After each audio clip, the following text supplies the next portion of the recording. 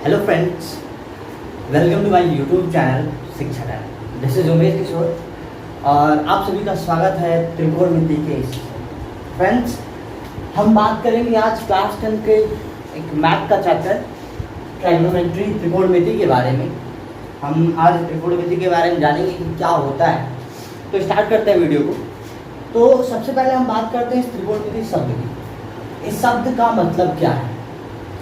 तो अब जैसे इसके शब्द को अगर हम अलग अलग बांटे, जैसे इसका शब्द विच्छेद करें, तो अगर हम पहले हिंदी के शब्द की बात करें तो हिंदी का शब्द त्रि, पहले अगर हम त्रि की बात करें तो त्रि मतलब होता है तीन। कोण का मतलब तो आप जान ही रहे हैं, एंगल। और मिति मतलब होता है माप।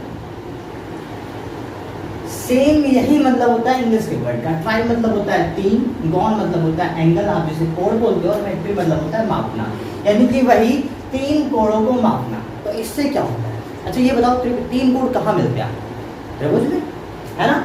यानी कि हमें त्रिकोणमिति में क्या पढ़ना है? तो त्रिकोणमिति एक साफ शब्दों में, त्रिकोणमिति गणित की वह शाखा है जिसके अंतर्गत हम त्रिभुज के भुजाओं और कोणों के बीच में संबंध स्थापित। अब बात है कि ये त्रिकोणमिति में त्रिभुज कहाँ से शामिल कर लिया गया।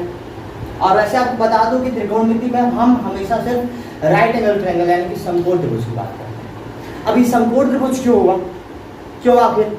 तो मान लो कि अब ये समकोण त्रिभुज इस त्रिकोणमिति में लाया क्यों गया, इसकी बात की जाए तो जैसे मान लो कि एक मीनार है और एक बच्चा यहाँ पे बैठा हुआ है। अब इस मीनार पे एक झंडा लगा हुआ है। अब ये बच्चा इस झंडे को देख रहा था, मान लो किसी एंगल 45 डिग्री से। तो क्वेश्चन बनता है कि चलो भाई ये जो मीनार है कितना ऊंचा है ये बताओ, या फिर ये जो बच्चा है मीनार के आधार से बेस से कितना दूर है, ये डिस्टेंस बताओ, मान लो x है, ये सब बताओ। तो आखिर ये सब इन सब प्रश्नों को सॉल्व करने के लिए क्या बनाएगा? त्रिकोणमिति बनाएगा। और त्रिकोणमिति में ही हम जानेंगे इन सब सवालों के उत्तर कि ये सब कैसे होता है। तो हम स्टार्ट करते हैं। सबसे पहले तो त्रिकोणमिति आपने जाना तीन कोणों को मापना। शाब्दिक अर्थों में तीन कोणों के मापन को ही क्या बोलते हैं? त्रिकोणमिति बोला जाता है। तो स्टार्ट करते हैं अपने सेशन को अच्छे से। उम्मीद करता हूँ आपको यहाँ तक समझ में आया होगा। तो अब त्रिकोणमिति के स्टार्ट करते हैं। तो यहाँ पे होता है सबसे पहले त्रिकोणमिति लगता है तो सिर्फ राइट एंगल ट्रायंगल में, यानी आप जिसे समकोण त्रिभुज बोलते हैं। अब आपने त्रिभुज चैप्टर पढ़ा होगा क्लास 8 में, तो बताया जाता हो कि समकोण त्रिभुज क्या होता है ना। तो ऐसा त्रिभुज जिसका एक एंगल क्या हो, 90 डिग्री का हो, उसे बोला जाता है समकोण त्रिभुज। ठीक है, तो हम हमेशा जो भी हमारा ट्रायंगल या फिर त्रिकोणमिति होता है हमेशा समकोण त्रिभुज में पढ़ा जाता है। तो मान लेते हैं एक समकोण त्रिभुज ABC है जिसका कोण भी क्या है, 90 डिग्री, जिसका कोण भी क्या है, 90 डिग्री। अब त्रिकोणमिति में आने के बाद क्या हो जाता है कि ये जो अलग स्पेशल जैसे आपको पता होगा त्रिभुज में तीन साइड्स होते हैं, तो यहाँ पे भी तीन स्पेशल साइड्स बन जाते हैं। क्या क्या? एक बनता है आपका बेस, आधार, परपेंडिकुलर लंब, और आपका एक होता है कर्ण हाइपोटेनस। तो क्या होता है हम इसे जानते हैं। तो अब ये डिसाइड होता है, जैसे अभी तो जो आपका हाइपोटेनस या फिर कर्ण होता है वो तो डिसाइड होता है कि ये क्या होता है। अभी मैं आपको आराम से बताऊंगा कि क्या होता है हाइपोटेनस या फिर कर्ण, और बेस क्या होता है, आधार किसे कहते हैं, और लंब परपेंडिकुलर किसे बोला जाता है। हम सबके बारे में जानेंगे बारी बारी से। फ्रेंड बात करते हैं क्या होता है जो आपको, आप समकोण त्रिभुज आपको पता ही होगा भाई, सीधी सी बात है, 90 डिग्री का एंगल, ये आपको पता होगा। समकोण त्रिभुज को दिखाने के लिए इस सिंबल का यूज किया जाता है। अगर आपको कहीं पे भी ऐसा एक बॉक्स जैसा मिल जाता है तो वहाँ पे हमेशा 90 डिग्री होता है।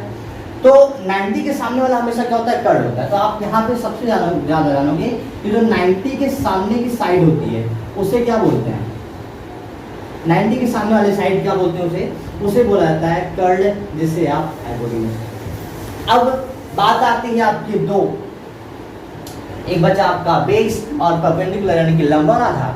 तो लंब और आधार डिपेंड करते हैं थीटा पर। लंब और आधार डिपेंड करते हैं थीटा पर कि आप किसे आधार कहोगे और किसे लंब कहोगे। तो फ्रेंड्स अगर आपका जैसे यहाँ पे थीटा बना हुआ आता है तो आप आधार को कैसे पहचानते हैं? तो जिस लाइन पे जिस साइड पे थीटा बना होता है वो आपका बेस होता है। मतलब जिस साइड पर जिस भुजा पर आप बोल सकते हैं थीटा बना होता है, जिस साइड पर थीटा बना होता है उसे कहते हैं आधार यानी कि बेस बोला जाता है। और उसके बाद आपने कर्ण और आधार पहचान लिया तो जाहिर सी बात है कि तीसरा भुजा पर क्या होगा? लंब होगा, है ना। यानी कि ये बात आपको जिस साइड पर थीटा, ये थीटा आपको दिख रहा होगा, ये जिस साइड पर थीटा मतलब ये थीटा क्या है? यहाँ पे थीटा बस एंगल को डिनोट कर रहा है। आप यहाँ पे alpha beta A B C D जो आपका मना है आप वो बोल सकते हो। तो यहाँ पे मैंने थीटा ले रखा है, यानी कि अगर ट्रायंगल है ये 90 डिग्री तो जाहिर सी बात है ये सामने वाला कर्ड होगा, इसे आप कर्ड बोलोगे। पर अगर थीटा यहाँ है तो थीटा बन गया इस पे तो बेस हो गया ये। पर मान लो अगर कि ये 90 वाला है और अब की बार थीटा बन गया ये, तो आपको रटना नहीं है, आपको बस समझना है कि जिस साइड पर जिस भुजा पर क्या बना हो, जिस भुजा पर थीटा बना होता है वही आपका होता है बेस। तो अब की बार थीटा कहाँ बन गया? यहाँ बन गया, इस साइड पे बन गया। तो जाहिर सी बात है आपकी बार ये आपका क्या हो गया? बेस हो गया। ये आपका हाइपोटेनस बोलते हैं जैसे कर्ड हो गया।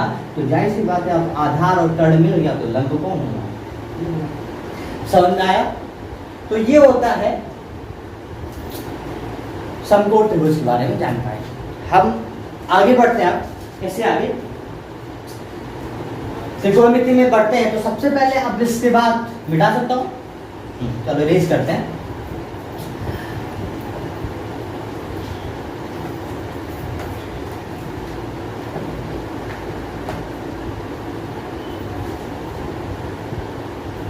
तो अब हम बात करेंगे त्रिभुज त्रिकोणमिति के सबसे इंपॉर्टेंट पार्ट की ट्रिगोनोमेट्रिक रेशियो,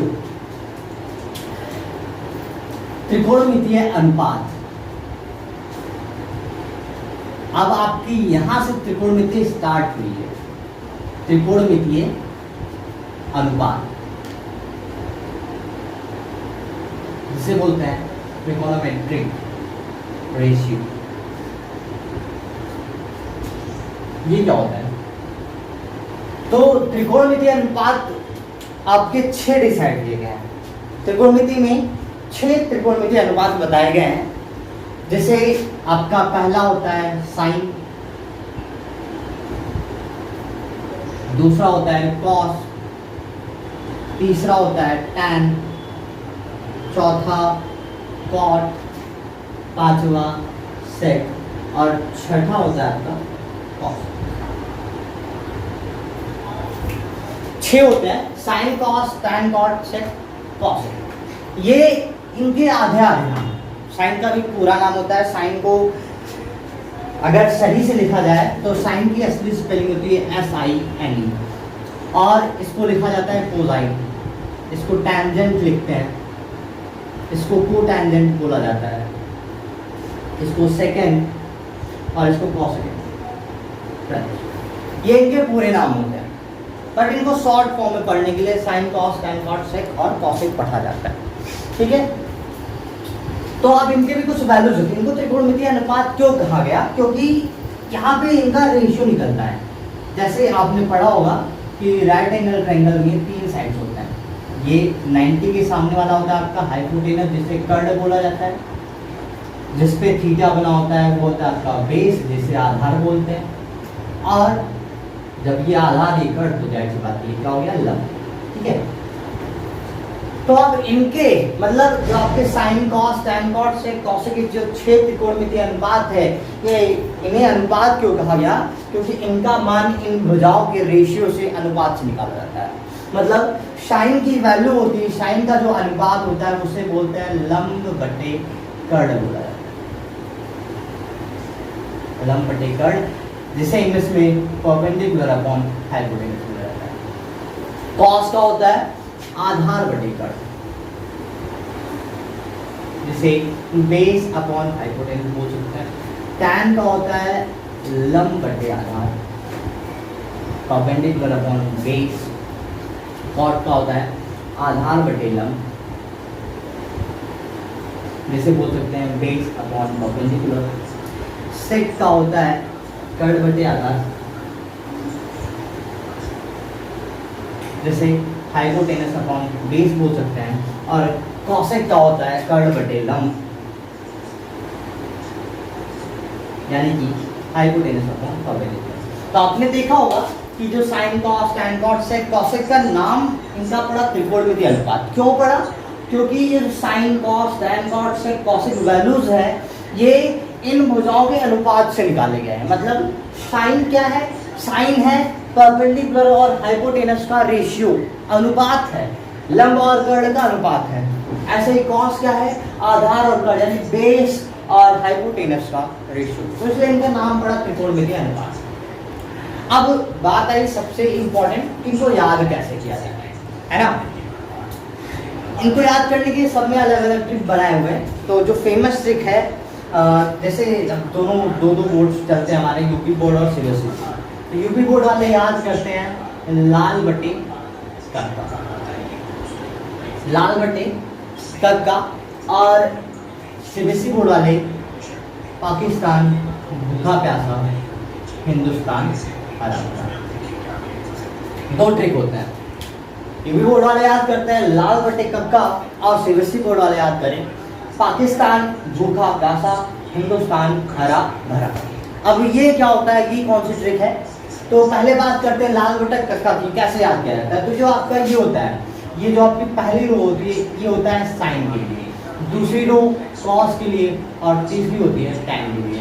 अब टैन के बाद आप इसे याद करोगे कॉट, ये सेक, और ये होता है कॉस। मैंने एक सीक्वेंस में इसको क्यों लिखा है, साइन के बाद cos tan cot sec cosec ही क्यों लिखा है? क्योंकि कुछ ना कुछ लॉजिक होता है याद करने का। जैसे यहाँ पे फॉर्मूला, यहाँ पे ट्रिक बनाया गया है कि पहले साइन कॉस टैन, फिर उल्टा जस्ट अपोजिट यहाँ से क्या, कॉट सेक कॉसेक, एक सीक्वेंस है। तो क्या होता है, साइन का होता है लंब बटे कर्ड, तो आप यहाँ से साइन को याद कर सकते हैं लंब बटे कर्ड, कॉस का क्या होगा आधार बटे कर्ड, और टैन का क्या होगा, टैन का देखो लंब बटे आधार। अब बात करते हैं कॉट की, तो कॉट को यहाँ से स्टार्ट करते हैं। कॉट का क्या हो जाएगा, आधार बटे लंब, कॉट का हो गया आधार बटे लंब।